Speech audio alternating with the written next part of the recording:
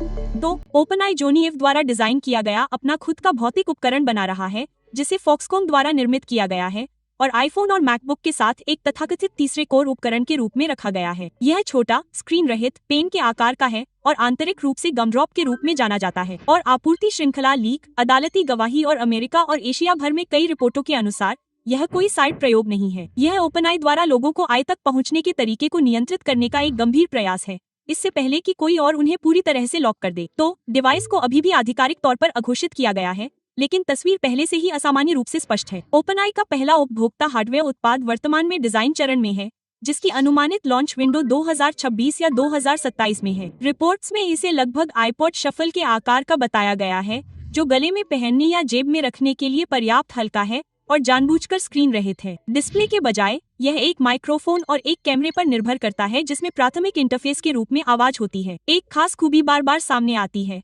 हस्तलिखित नोट्स को ट्रांसक्रिप्ट करने और उन्हें सीधे चैट जीपीटी में अपलोड करने की क्षमता। यह जानकारी वास्तव में महत्वपूर्ण है, क्योंकि इससे पता चलता है कि यह डिवाइस वास्तव में किस लिए अनुकूलित है। यह स्पष्ट रूप से किसी फोन का विकल्प नहीं है, यह स्मार्टवॉच का प्रतिस्पर्धी नहीं है और यह स्क्रीन टाइम जीतने की कोशिश नहीं कर रहा है। इसे आपके द्वारा पहले से उपयोग किए जा रहे डिवाइस के साथ काम करने के लिए डिजाइन किया गया है, जो उन क्षणों में जानकारी, संदर्भ और इरादे को कैप्चर करता है जब फोन निकालना अनावश्यक या विघटनकारी लगता है। जोनी इव की भागीदारी ने तुरंत भुहें चढ़ा दी, और अच्छे कारण से। ओपनआई ने इव के हार्डवेयर स्टार्टअप आईओ प्रोडक्ट्स को लगभग $6.50 बिलियन के एक पूर्ण स्टॉक सौदे में खरीदा।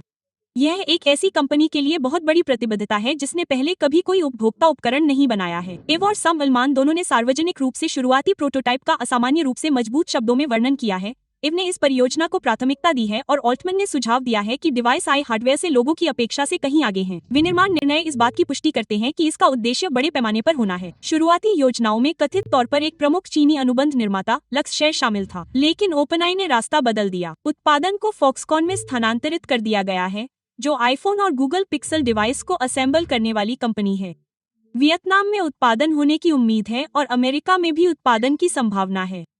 आपूर्ति श्रृंखला के सूत्रों ने कारण बताया है कि ओपनआई नहीं चाहता कि उसका पहला प्रमुख हार्डवेयर उत्पाद मुख्य भूमि चीन में निर्मित हो। यह कदम महंगा लेकिन रणनीतिक है। यह संकेत देता है कि ओपनआई इस उपकरण को एक गैजेट के रूप में नहीं बल्कि बुनियादी ढांचे के रूप में देख रहा है। फॉक्सकॉन परियोजनाओं में लापरवाही से प्रवेश नहीं करता है और ओपनआई विनिर्माण को तब तक पुनर्निर्देशित नहीं करता जब तक कि वह दीर्घकालिक मात्रा और भू राजनीतिक स्थिरता की योजना नहीं बना रहा हो। बेशक यह कदम कहीं से भी नहीं आया। एआई हार्डवेयर का हालिया ट्रैक रिकॉर्ड खराब रहा है। ह्यूमन एआई पिन को भारी प्रचार के साथ लॉन्च किया गया और 1 साल से भी कम समय में ध्वस्त हो गया। अंततः व्यापक आलोचना के बाद इसे बंद कर दिया गया। एचपी ने ह्यूमन की शेष संपत्ति को लगभग $116 मिलियन में खरीद लिया, जो कि निवेश की गई राशि का एक छोटा सा अंश था। रैबिट R1 ने शुरुआत में लगभग 130,000 इकाइयां बेची, लेकिन रिपोर्ट बताती है कि दैनिक सक्रिय उपयोग लगभग 5,000 उपयोगकर्ताओं तक गिर गया, जो जुड़ाव में भयावह गिरावट का प्रतिनिधित्व करता है। ओपनआई को इन विफलताओं के बारे में पूरी जानकारी है। अंतर यह है कि ह्यूमन और रैबिट अंतर्निहित प्लेटफॉर्म अर्थशास्त्र को नियंत्रित किए बिना नई श्रेणियां बनाने की कोशिश कर रहे थे, लेकिन ओपनआई का दृष्टिकोण प्लेटफॉर्म लीवरेज से शुरू होता है, हार्डवेयर हाइप से नहीं। अभी ओपनआई की सबसे बड़ी कमजोरी बुद्धिमत्ता नहीं बल्कि एक सेस है। चैट जीपीटी उन परतों के पीछे रहता है जिन्हें वह नियंत्रित नहीं करता है। आईफोन पर सिरी सिस्टम स्तर की बातचीत का मालिक है। एंड्रॉइड पर जेमिनाई गहराई से अंतर्निहित है। ब्राउजर, ऐप स्टोर और डिफॉल्ट सहायक द्वारपाल के रूप में कार्य करते हैं और ओपनआई उन कंपनियों पर निर्भर है जो इसके सबसे मजबूत प्रतिस्पर्धी भी हैं। यह चिंता काल्पनिक नहीं रही जब ओपनआई के चैट जीपीटी के प्रमुख निक टले ने गूगल के अविश्वास परीक्षण के दौरान खुली अदालत में सीधे ये कहा। उन्होंने स्वीकार किया कि ओपनआई उन कंपनियों द्वारा बंद किए जाने के बारे में बहुत चिंतित है जो ब्राउजर और ऑपरेटिंग सिस्टम जैसे खोज बिंदुओं को नियंत्रित करती हैं। लोग मॉडल तुलनाओं के माध्यम से आई नहीं पाते हैं, वे इसे डिफॉल्ट के माध्यम से पाते हैं और ओपनआई उनमें से किसी को भी नियंत्रित नहीं करता है। एक समर्पित उपकरण उस समीकरण को बदल देता है। एक स्क्रीन रहित हमेशा उपलब्ध ऑब्जेक्ट एक सीधा इंटरेक्शन पथ बनाता है जो ऐप स्टोर और होम स्क्रीन को पूरी तरह से बाईपास करता है। ऐप को खोलने और बंद करने के एपिसोडिक उपयोग के बजाय कंपनी को लगातार उपस्थिति मिलती है। वॉइस प्राथमिक इंटरफेस बन जाता है और आदतें स्वाभाविक रूप से बन जाती हैं क्योंकि डिवाइस किसी फोल्डर में दबी हुई नहीं होती है। यही कारण है कि ओपनआई में ऑडियो अचानक एक प्रमुख आंतरिक फोकस बन गया है। कई आउटलेट्स से मिली जानकारी और पुष्टि के अनुसार ओपनआई इस हार्डवेयर लॉन्च की तैयारी में अपने ऑडियो मॉडल को सक्रिय रूप से अपग्रेड कर रहा है।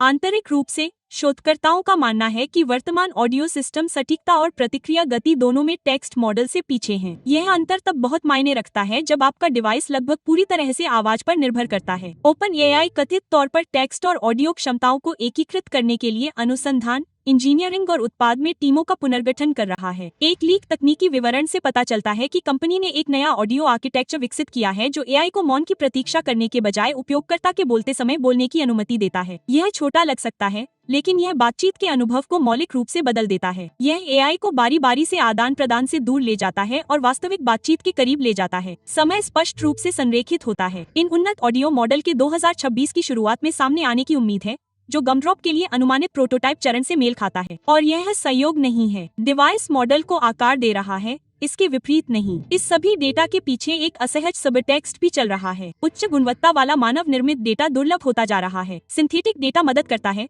लेकिन यह विकृतियों और प्रतिक्रिया लूप को पेश करता है। एक पहनने योग्य उपकरण जो ऑडियो, पर्यावरणीय संदर्भ और हस्तलिखित इनपुट को कैप्चर करता है, एक शक्तिशाली नए डेटा स्ट्रीम का प्रतिनिधित्व करता है। कुछ टिप्पणीकारों ने आधे मजाक में गमड्रॉप को एक वास्तविकता स्क्रैपर के रूप में संदर्भित किया है, और जबकि यह अटकलें हैं, प्रोत्साहन संरचना स्पष्ट है। ओपनआई ने यह नहीं बताया है कि यह लक्ष्य है, और अगर डिवाइस अपारदर्शी व्यवहार करता है तो कंपनी को तुरंत प्रतिक्रिया का सामना करना पड़ेगा। गोपनीयता यहाँ सबसे बड़ा अस्तित्वगत जोखिम है। माइक्रोफोन और कैमरे के साथ एक स्क्रीनलेस डिवाइस को कठोर भौतिक म्यूट नियंत्रण, दृश्यमान संकेतक, पारदर्शी लॉग और सार्थक ऑन डिवाइस प्रोसेसिंग के साथ शिप किया जाना चाहिए। ह्यूमेन की विफलता ने यह सबक स्पष्ट रूप से बताया। विश्वास के बिना यह उपकरण तुरंत बंद हो जाता है। व्यावसायिक दृष्टिकोण से गमड्रॉप केवल हार्डवेयर मार्जिन पर जीतने के लिए नहीं है। अनुमानों से पता चलता है कि खुदरा मूल्य $199 और $299 के बीच है, जिसमें $70 से $120 की रेंज में सामग्री का बिल है। यह सम्मानजनक है, लेकिन परिवर्तनकारी नहीं है। डिवाइस के पीछे असली अर्थशास्त्र है। अगर 25% खरीदार भी $20 प्रति माह पर चैट जीपीटी ग्राहकों में परिवर्तित हो जाते हैं और 2 साल तक बने रहते हैं, तो यह प्रति उपयोगकर्ता जीवनकाल मूल्य में लगभग $120 है। यह पैमाना हार्डवेयर लाभ को टक्कर दे सकता है या उससे अधिक हो सकता है। यह एआई पर लागू किंडल रणनीति है। वितरण को अधिकतम करें, फिर पारिस्थितिकी तंत्र का मुद्रीकरण करें। यह दीर्घकालिक सोच मायने रखती है, क्योंकि ओपनएआई भारी वित्तीय दबाव में है। 247 वॉल स्ट्रीट के अनुसार कंपनी नए फंडिंग में $100 बिलियन तक जुटाने की कोशिश कर रही है। संभावित रूप से इसका मूल्यांकन $850 बिलियन के आसपास है। यह एक ऐसी कंपनी के लिए एक असाधारण संख्या है जो 2030 तक लाभदायक होने की उम्मीद नहीं करती है। साथ ही ओपनआई को डेटा सेंटर, कंप्यूट इंफ्रास्ट्रक्चर और ऊर्जा खपत के लिए सैकड़ों अरबों की और आवश्यकता है। ऊर्जा विशेष रूप से एक सीमित कारक बनती जा रही है। आई डेटा सेंटर अब तक की सबसे अधिक बिजली गहन परियोजनाओं में से एक है। अमेरिकी पावर ग्रिड का बड़ा हिस्सा दशकों पुराना है। बिजली की कीमतें बढ़ रही हैं और प्रदूषण और बुनियादी ढांचे पर दबाव की चिंताओं के कारण नए डेटा सेंटर का स्थानीय विरोध बढ़ रहा है। यह अब केवल तकनीकी अड़चन नहीं है, यह राजनीतिक है। प्रतिस्पर्धा भी कड़ी हो रही है। अल्फाबेट के जेमिनी 3 और जेमिनी 3 फ्लैश ने कुछ बेंचमार्क पर GPT 5.2 को पहले ही पीछे छोड़ दिया है। माइक्रोसॉफ्ट परप्लेक्सिटी और XAI अंतर को पाटने या आगे बढ़ने के लिए अरबों का निवेश कर रहे हैं। यह विश्वास बढ़ रहा है कि आई मॉडल अंततः गुणवत्ता में एक हो जाएंगे, कम और कम लागत पर समान क्षमताएं प्रदान करेंगे। यदि ऐसा होता है तो बुद्धिमत्ता कमोडिटी बन जाएगी और वितरण निर्णायक कारक बन जाएगा। यह संदर्भ बताता है कि ओपनआई एकल डिवाइस से कहीं आगे क्यों सोच रहा है। हालिया रिपोर्ट में जानकारी से पता चला है कि पिंटरेस्ट 2026 में अधिग्रहण का लक्ष्य बन सकता है। संभावित खरीदार के रूप में ओपनआई के नाम के साथ पिंटरेस्ट संपत्तियों का एक अनूठा मिश्रण लेकर आया है। लगभग 600 मिलियन उपयोगकर्ता, एक विशाल छवि डेटा सेट, उच्च खरीद इरादा और एक मौजूदा विज्ञापन व्यवसाय। विज्ञापनदाताओं को आउटबाउंड क्लिक हाल ही में 40% बढ़े हैं और इसके प्रदर्शन और विज्ञापन सूट ने खुदरा विज्ञापनदाताओं के लिए 24% अधिक रूपांतरण लिफ्ट दिया है। संवादी AI और जेनरेटिव इमेज टूल के साथ पिंटरेस्ट एक निष्क्रिय प्रेरणा प्लेटफॉर्म के बजाय एक AI मूल खोज और खरीदारी इंजन में विकसित हो सकता है। मुद्रीकरण एक चुनौती बनी हुई है, खासकर अमेरिका और कनाडा में, लेकिन रणनीतिक फिट स्पष्ट है। गूगल क्रोम को खरीदने के लिए ओपनआई का खुलापन और भी अधिक हड़ताली था। अदालत की गवाही में निक टले ने कहा कि अगर नियामक गूगल को एंटीट्रस्ट उपायों के हिस्से के रूप में इसे बेचने के लिए मजबूर करते हैं तो ओपनआई क्रोम को खरीदने में दिलचस्पी रखेगा। क्रोम केवल एक ब्राउजर नहीं है, यह अरबों उपयोगकर्ताओं के लिए इंटरनेट का प्राथमिक प्रवेश द्वार है। इसका स्वामित्व ओपनआई को अभूतपूर्व पैमाने पर आई प्रथम ब्राउजिंग अनुभव पेश करने की क्षमता देगा। टली ने प्रेरणा के बारे में स्पष्ट रूप से बताया। ओपनआई को एंड्रॉइड में गहराई से से एकीकृत करने में कठिनाई हो रही है क्योंकि जेमिनी पहले से ही एम्बेडेड है। ब्राउजर और ऐप स्टोर के माध्यम से खोज होती है और ओपनआई दोनों को नियंत्रित नहीं करता है। क्रोम को खरीदने से यह रातों रात बदल जाएगा। बेशक यह तभी संभव होगा जब अदालतें गूगल को मजबूर करेगी। गूगल आक्रामक रूप से लड़ रहा है, यह बताते हुए कि वह सैमसंग जैसी कंपनियों को जेमिनी को प्री इंस्टॉल करने के लिए भुगतान करता है और तर्क देता है कि उपयोगकर्ता उसके उत्पादों को इसलिए चुनते हैं क्योंकि वे अच्छे काम करते हैं। जब आप इन सभी चालों को जोड़ते हैं तो गमड्रॉप एक विचित्र आई पेन की तरह नहीं दिखता है। यह बहुत बड़ी रणनीति का भौतिक किनारा लगता है। Hardware, audio model, browser, platform और वितरण चैनल सभी एक ही लड़ाई का हिस्सा हैं। ओपनआई दरवाजे बंद होने से पहले उपयोगकर्ताओं तक सीधी पहुंच सुनिश्चित करने का प्रयास कर रहा है। सबसे बड़ा जोखिम विफलता नहीं है, बड़ा जोखिम अप्रासंगिकता है। एक खूबसूरती से डिजाइन किया गया उपकरण जो अच्छा काम करता है लेकिन कभी भी आवश्यक नहीं होता है। प्रतिमान परिवर्तन के बजाय एक सदस्यता फनल, लेकिन वह परिणाम भी ओपनआई के व्यापक लक्ष्यों को पूरा कर सकता है, क्योंकि भविष्य में जहाँ आई हर जगह है और तेजी से विनिमय है, वह कंपनी जो नियंत्रित करती है कि लोग आई के साथ कैसे बातचीत करते हैं, बाकी सब कुछ नियंत्रित करता है। तो असली सवाल यह है कि क्या लोग स्क्रीनलेस आई डिवाइस पर इतना भरोसा करेंगे कि उसे अपनी डेली लाइफ का हिस्सा बना लेंगे।